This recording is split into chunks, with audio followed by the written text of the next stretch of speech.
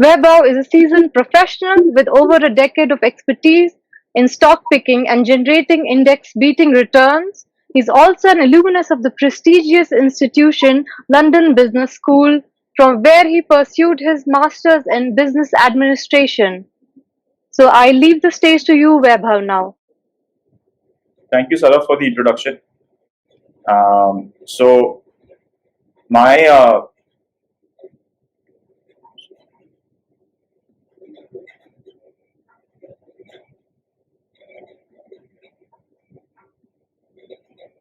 so my talk today is on why you should sort of bet on India, and so I think one of the things that the government did in this budget was the budget deficit was increased to sort of 9.5%.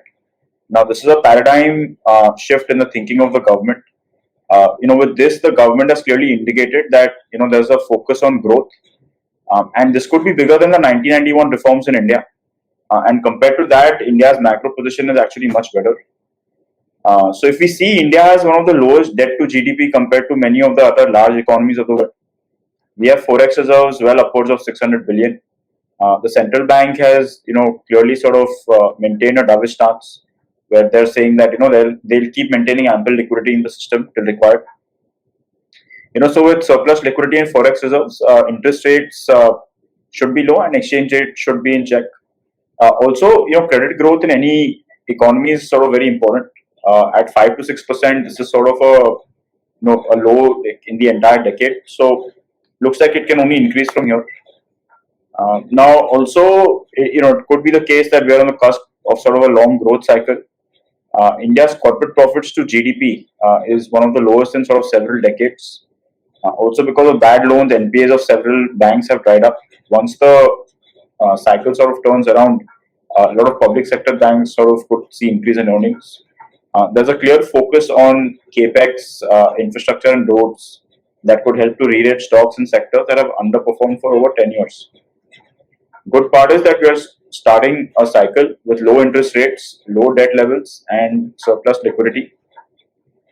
We also have resilient corporate earnings growth in FY21, so because of that, India's P might sort of slightly look elevated, but we are sitting on we've had one entire year where earnings have sort of been deflated.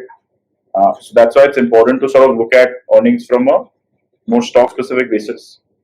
Now, just some charts to sort of highlight, where we are in the Capex cycle. So if you see, market borrowings from both the state and the center are sort of picking up.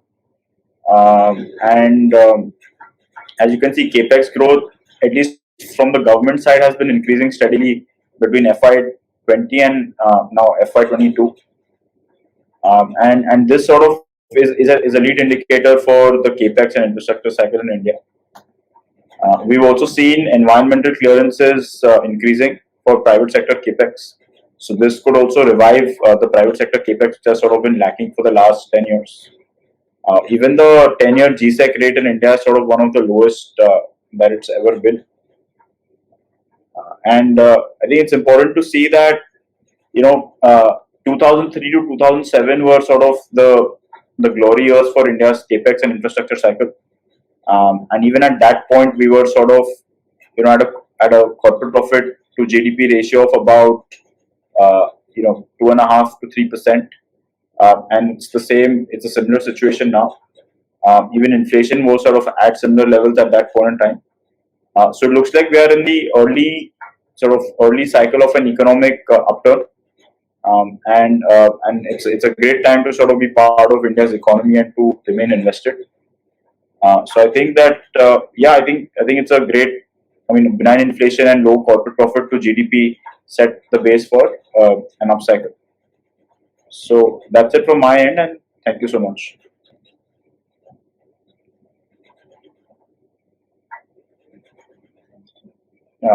I think So as I sort of presented, it's sort of important to kind of realize that we're in a very interesting time in India, and also the earning. Because of the way things are, a lot of companies are now looking at a China plus one strategy.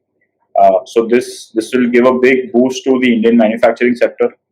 We also have a large base of talent, both blue collared and white collared workers, and engineering talent to sort of drive this part of India's growth. So that's why we should take full advantage of it.